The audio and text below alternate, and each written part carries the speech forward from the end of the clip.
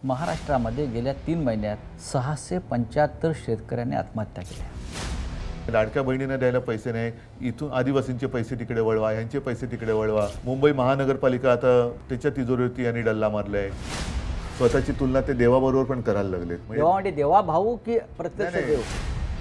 राहुल गांधींना महाराष्ट्रातल्या विधानसभेचे निकाल हे संशयास्पद वाटतात। अख्खा महाराष्ट्र आनंदाने न्हावून निघाला पाहिजे होता, हो। तो अवाक्ता झाला होता। देशाचे सरन्यायाधीश असलेल्या गवईंच्या आईनंही कमलाबाईंनी ताईंनी सांगितलेलं आहे की निवडणुका या बॅलेट पेपरवरच व्हायला पाहिजे। मत रजिस्टर कुठे झाले हे माझा कळण्याचा अधिकार तुम्ही हिरावून घेतले।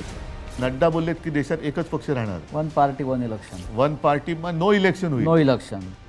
टेररिझम सुरू आहे, सत्ता आणि पैशाचा। तुमची लोक जेव्हा निघून जात आहेत, कालपर्यंत माझा जय जयकार करत होता, शिवसेना जिंदाबाद म्हणत होता, बाळासाहेब ठाकरे जिंदाबाद म्हणत होता, उद्धव ठाकरे जिंदाबाद म्हणत होता, हे जे आउटगोईंग सुरू आहे मोठ्या प्रमाणात, त्याला उपाय काय? जनसुरक्षा बिल, या बिलाचे तुम्हाला काय धोके वाटतात? तुम्ही सुद्धा एका कायद्याचे बळी पडलातच ना। तुम्हाला सुद्धा पीएमएलएच्या याच्यात काय संबंध होता तुमचा?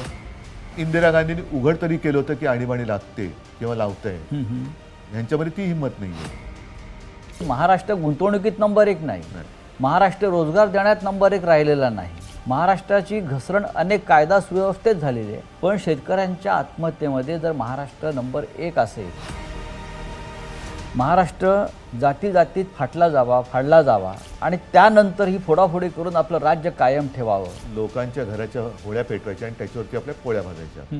बाळासाहेबांचं वाक्य आहे, मराठा मराठेतर, ब्राह्मण ब्राह्मणेतर, 96 कुळी 92 कुळी, स्पृश्य अस्पृश्य, घाटी कोकणी, हे सर्व भेदाभेद गाडून मराठी माणसाची भक्कम एकजूट बांधा।